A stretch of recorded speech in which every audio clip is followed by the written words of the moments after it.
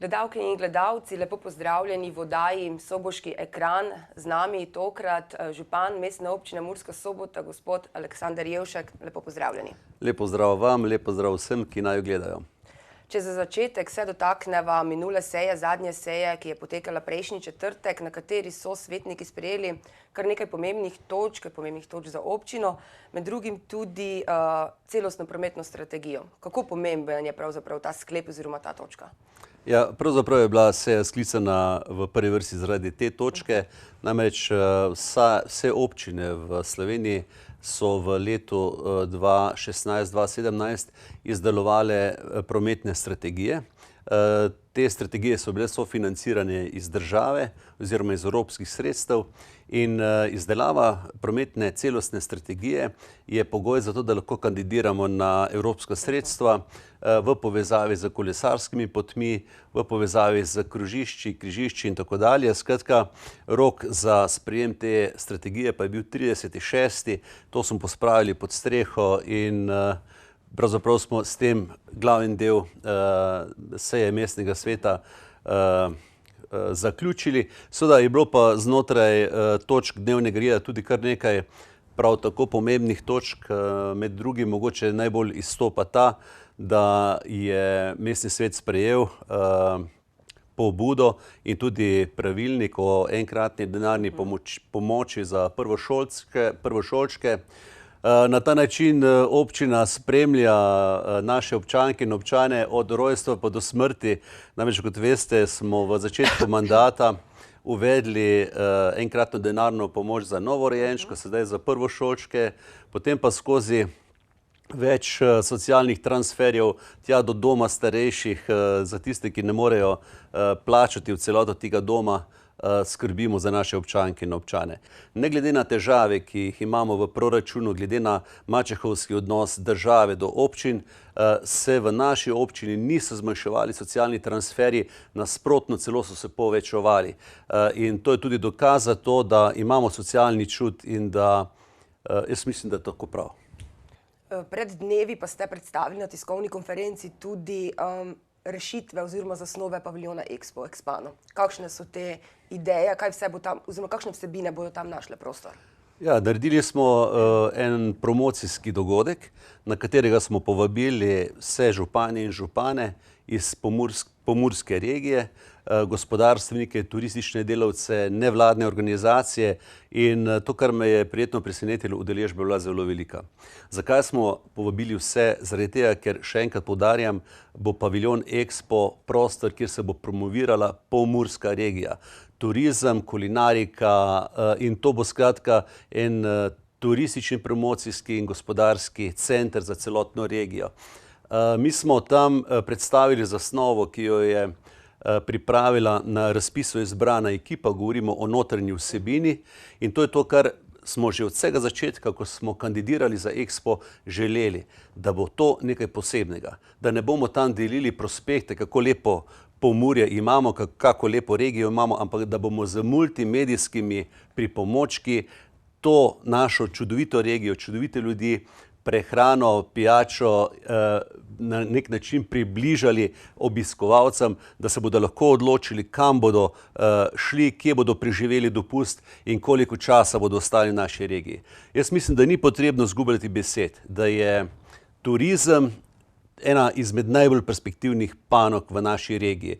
Imamo še ogromno rezerv in turizem prinaša delovna mesta neposredno v turizmu in tudi sinergijski učinek tega je izjemen od kmetijstva do trgovine, gostinstva in tako dalje. Skratka, paviljon Expo je sedaj v tej fazi, da imamo gradbeno dovoljenje. V naslednjih dneh bo razpis za izbor izvajalca, se pravi gradbinca, ki bo paviljon, ki ga imamo skladiščenega, postavil in nekako tempirano imamo v naslednjem letu nekje tak čas, ko smo zdaj, junija, julija ali pa avgusta, ga bomo tudi odprli in ga tudi predstavili z vsemi temi vsebinami. Stvar se nekoliko zavleka, tako kot pač vse take zahtevne stvari zavlečajo, ampak pomembno je, da smo ves čas intenzivno delali, delali so tudi arheologi, delali so tudi tisti, ki včasih rečejo, čakajte malo, moramo pa še mi pogledati te spise, tako na ministrstvih, kot na našem regionalnem nivoju. In zdaj smo kar precej daleč. To, kar je pomembno povedati in poudariti, je to, da smo ravno včeraj oddali projekte za Expo, za Soboško jezero in za mestno središče, s katerimi zasledujemo, kot sem že večkrat omenil pri vas, projekt trajnostne urbane strategije v višini nekaj milijonov evrov, 10,3 milijona evrov. In skoraj 80% tega denarja smo prijavili včeraj in ekipa je trdo delala tekom celotnega vikenda, ne glede na Soboške dneve, da je pripravila vso to dokumentacijo in da je dokumentacija v roku prispela. V naslednjih tednih, mesecih čakamo sklepe in potem seveda lahko tudi začnemo z neposredno gradnjo. Torej, kot ste že povedali, so vaši zaposleni oziroma zaposleni na občini ta vikend pridno delali. Ravno ta vikend so pa potekali Soboški dnevi, katerih glavnina oziroma tisti koncertni del se je zaključil, kar pa ne pomeni, da bo ta teden mirno oziroma da ta teden ne bo dogajanja. Pravzaprav to poletje bo zelo živo, tako kot vsako do sedaj. Soboški dnevi so po obisku sodeč predvsem v soboto pritegnili izjemno veliko obiskovalcev, kar kaže na to, da je bil program zanimiv in pester za vsakega nekaj, od otroških programov v dopoldanskem času do poznih večernih ur. Sedaj pa seveda nadaljujemo s Soboškim poletjem, v petek Sočno vilico in za kar precej vzporednih dogodkov še zdaj ta teden, ki so razvidni iz programa Soboških dnevov. Torej, tudi ta teden, oziroma zdaj te dni še vedno poteka igrivi park, kjer se ga lahko udeležijo mladi. Veliko je tudi klasičnih koncertov, stand-up nastopov. Tako je, vsak bo za sebe našel nekaj posebnega. Predvsem mogoče bo zanimiva predstava v sredo zvečer na Soboškem, torej na Grajskem dvorišču, kjer bo zanimiva stand-up predstavitev. In že sedaj ugotavljamo, da bo verjetno prostora premalo, tako da tisti, ki želite videti to predstavo, Džurologija, da si rezervirate brezplačne vstopnice. Namreč število ljudi moramo omejiti zaradi števila sedežev, smo pa izkoristili vsak kotiček na Grajskem dvorišču, tako da jaz mislim, da bo za vse prostora. Je verjetno pomembno, kot ste že omenili, da so dogodki vsi brezplačni. Ja, seveda to zaenkrat še gre in jaz mislim, da tudi v prihodnje bomo se potrudili tudi s pomočjo sponzorjev, donatorjev, katerim se zahvaljujem tudi na tem mestu, da spremljajo kot družbeno odgovorna podjetja tudi naše zaprosila in jih upoštevajo in donirajo oziroma sponzorirajo Soboško poletje in pa Soboške dneve. Torej, kot sva omenila, že ta vikend se pravzaprav začne Skrito dvorišče, ki je bilo lani premierno in je bilo med obiskovalci zelo dobro sprejeto. Potem naslednji vikend pa Soboško poletje, ki je lahko rečeva že tradicionalno. Tako je in zdaj, če bi začela naštevati sam program, bi najin čas hitro iztekel, ker imamo še dosti drugih tem. Predlagam, da si vsak najde tako v Soboških novinah kot publikacijah, ki so jih prijeli na dom, za sebe nekaj.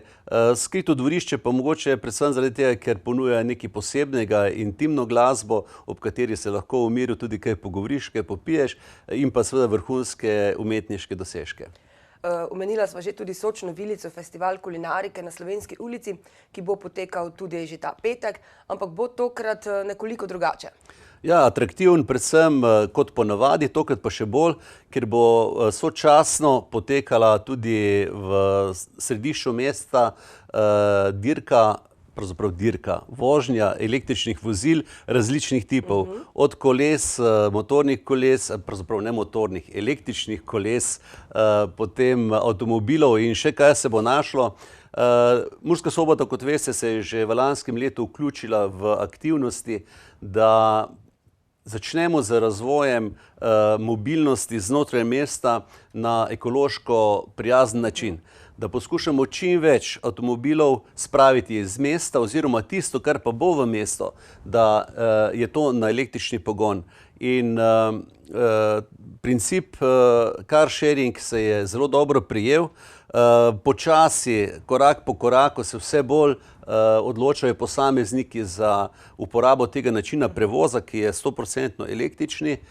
Tudi posamezne firme v naši regiji so že nabavili ta vozila in ravno, ko sem se odpravljal k vam v studio, so nameščali polnilnico za električni avtomobil tudi na naši mestni občini in tudi mestna občina se je odločila, da z enim vozilom kot vzor ostalim, tako podjetjem kot državnim inštitucijam, pokaže, da je to ne samo stvar, ki se izplača finančno, ampak tudi stvar, ki je predvsem zdrava za naše okolje, ekološko nesporna ob vseh problemih, ki jih imamo za PM10 delci in tako dalje. Torej, kot sva povedala, ta petek bo pravzaprav Slovenska ulica zaprta. Na delu Slovenske ulice bo potekala tradicionalna, zdaj že sočna vilica, na drugem delu pa bo cilj tega rejlija, Evija rejlija, kjer bo tudi bogat spremljevalni program od električnih avtobusov, električnih koles, tako da je zagotovo bo v petek v mestu, v središču mesta zelo pestro. Ja, vabljeni vsi, ki jih to zanima, ne samo sočna vilica, tudi način moderne mobilnosti, ki je tudi del strategije, ki smo jo sprejeli na mestnem svetu, o kateri sva prej govorila, da si to ogledate, tudi preizkusite in sem prepričan, da bo vsak tudi našel kaj za sebe v smislu bodoče mobilnosti. Zdaj, če se dotakneva enega drugega dogodka, ki bo potekal 8. julija v Rakičanu in sicer dogodek z imenom Dobrodošli doma. Za kakšen dogodek oziroma komu je pravzaprav ta dogodek namenjen? Gre za zelo velik dogodek, o katerem smo se z ministrom Žmavcem pogovarjali že kar zadnji 2 leti. Gre za povabilo vsem zdomcem iz celotnega sveta, se pravi Slovencem, ki živijo po celem svetu, da pridejo enkrat letno domov. In da tudi takrat, ko koristijo dopust ali pa so na obisku v svoji domovini, se zberejo na prireditvi Dobrodošli doma. In ta prireditev se seli iz različnih krajev v različne kraje in nam je uspelo po dogovoru z ministrom Žmavcem se dogovoriti, da 8. julija je ta prireditev v Rakičanu, se pravi v Murski Soboti, in da ne samo, da je to 8. julija, ampak dogodek se začne že en dan prej in bo trajal tudi en dan kasneje. Kaj je dodana vrednost temu dogodku? Tako kot ostale množične prireditve, da ljudje pridajo množično v naše mesto, v našo regijo, da spoznavajo to regijo, da tudi kaj denarja zapravijo, po domače povedano, in da imajo hotelirji, gostilničarji nekaj od tega. Mi smo pa skupaj z turističnimi organizacijami iz celotne regije Pomurja organizirali tudi obiske in kratke izlete v ostale lepe koščke naše regije, tako da bodo si lahko ogledali bodočo destinacijo, kamor bodo prišli na naslednji obisk. Vse skupaj pa bo celodnevni dogodek, na katerem se bo zvrstilo množico kulturnih in pa zabavnih prireditev.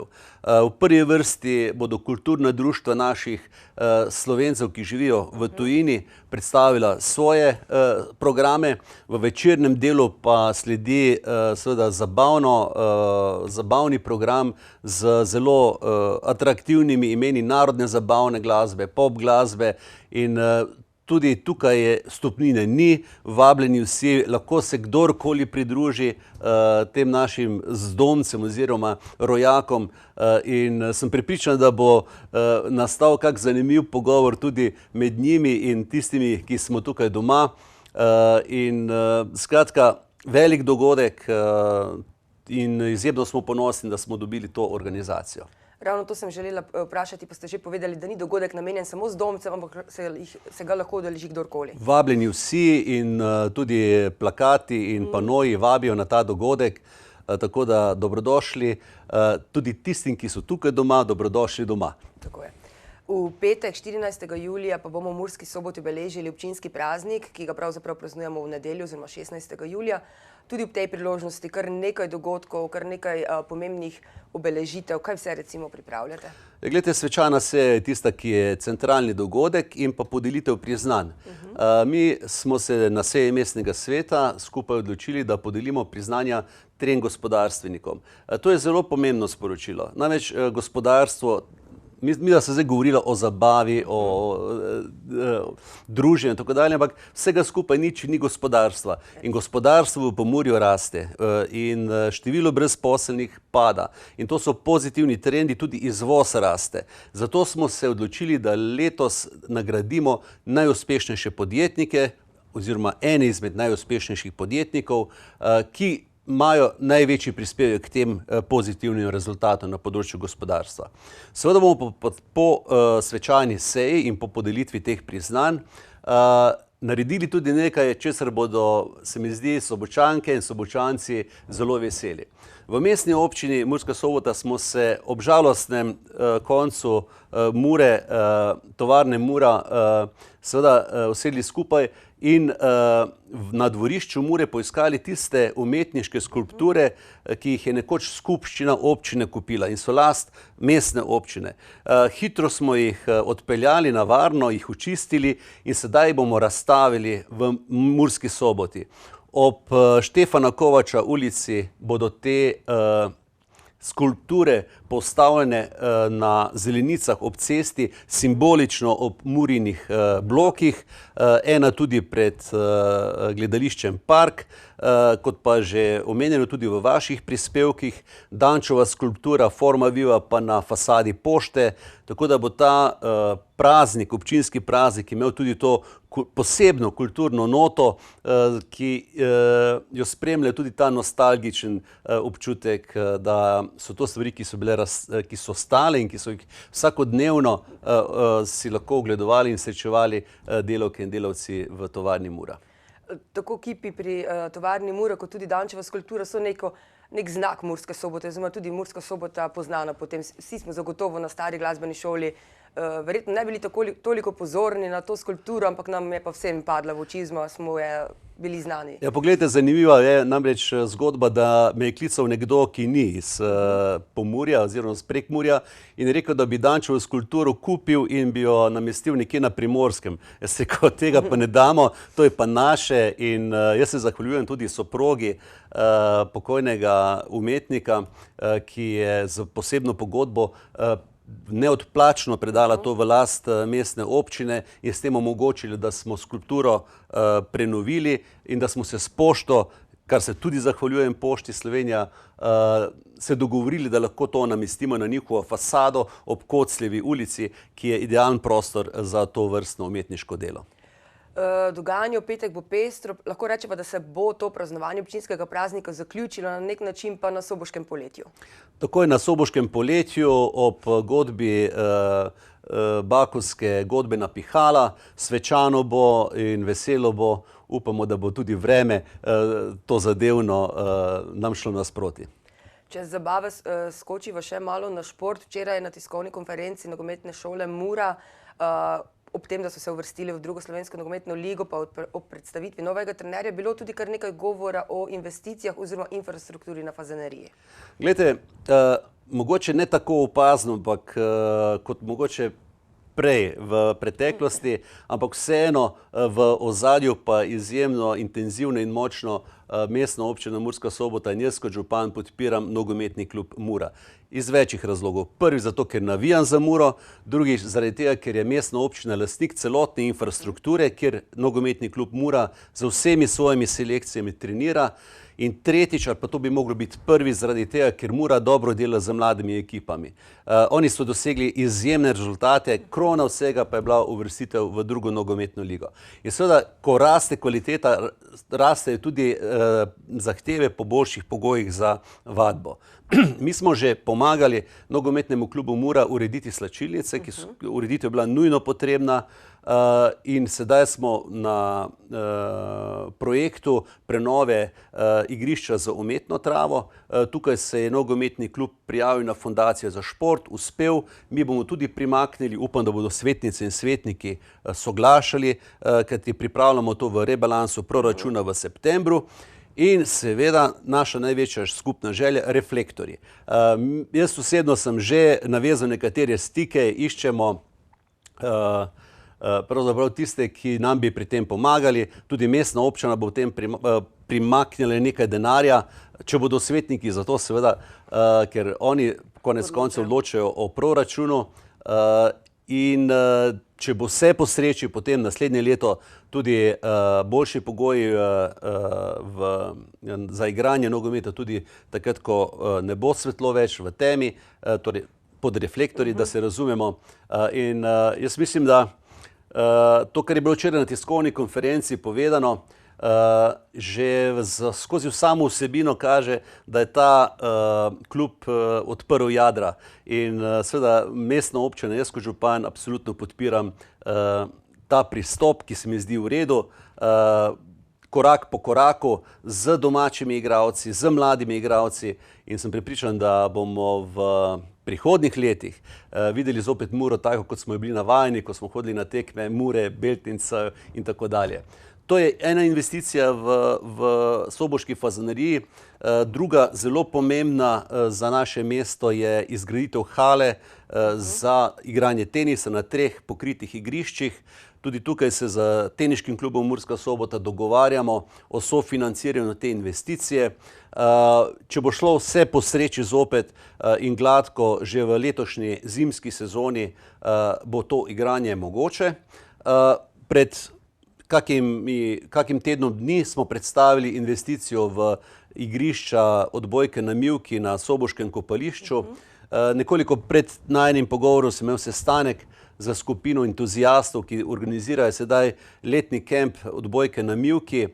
Osnovnošolci, srednješolci so tisti, ki so povabljeni, da sodelujejo v tem kempu, in tudi z tega mesta vabim starše, da vpišejo osnovnošolce in pa tudi srednješolce v ta kemp, v izredno atraktivno, lepo okolje z možnostjo potem kopanja v bazenu, na katerem pa seveda tudi načrtujemo v naslednji sezoni pokritje z balonom za zimsko kopanje, tako da bo omogočeno celoletno kopanje, ne samo za tiste, ki trenirajo v klubih, ampak tudi za upokojence, otroke, osnovne šole, da se ne bo treba voziti v Radence, bodo lahko ta del fizkulture opravljali na našem prečudovitem letnem kopališču. Če najin pogovor zaključiva z enim dogodkom, ki se vrača po nekaj letnem premoru, in sicer vlečenjem vrvi čez reko Muro, ob katerem oziroma istočasno pa bo tudi otvoritev prenovljenega mostu. Ja, gledajte, pravzaprav po enoletnem premoru. Ta prireditev ima svoj brand, ima svoje ime, in meni je žal, da lansko leto organizatorju zaradi različnih razlogov, predvsem pa finančnih, ni uspelo organizirati to prireditev. Mi smo se o tem pogovarjali na eni izmed sej mestnega sveta, kjer sem jaz zagotovil, da bo mestna občina Murska Sobota pomagala krožničarom organizirati to prireditev v letošnjem letu, in zdaj smo tako daleč, da imamo stvari postavljene. Prireditev bo, mislim, da 16. julija. En dan prej pa odpiramo drugi most v Krogu. Prvega smo odprli pred časom, sedaj smo renovirali tudi drugega, tako da je možno sedaj tudi z težjimi vozili dostop do same reke Mure, pa v mislih nimam sedaj masoven promet, ker pozivam, da se tja odpravite peš ali pa s kolesi, ampak v primeru nujne potrebe po reševanju, gašenju in tako dalje, sedaj sta oba dva mostova urejena. Ta drugi most pa smo že zgradili iz sredstev, ki smo jih pridobili z naslova projekta Interreg Slovenija-Madžarska, in sedaj nadaljujemo v tem letu tudi z nadaljevanjem tega projekta na samem prostoru brodarskega društva oziroma Broda, in mislim, da naslednje leto, ko bo ta prireditev zopet julija meseca, bodo ljudje lahko videli tudi zopet nekaj novega. Prav, župan, najlepša hvala vam za obisk v našem studiu. Mogoče za konec ste si že privoščili kakšen dopust ali vas še čaka oddih? Dopust v mesecu juliju planiram, bo kratek. Več ali manj bom preživel v domačem kraju, v Prekmurju. Se ga pa zelo veselim, ker sem tak tip človeka. Temu pravimo tukaj v tem koncu ezermešter. Imam kar precej stvari pripravljenih za delati in se veselim vsake od njih. Upam, da bom odnesel cele prste do začetka, do konca dopusta. Prav, najlepša hvala vam še enkrat za obisk v našem studiu. Hvala tudi vam. Vam, drage gledalke in gledalci, pa hvala za pozornost in nasvidenje do prihodnjič.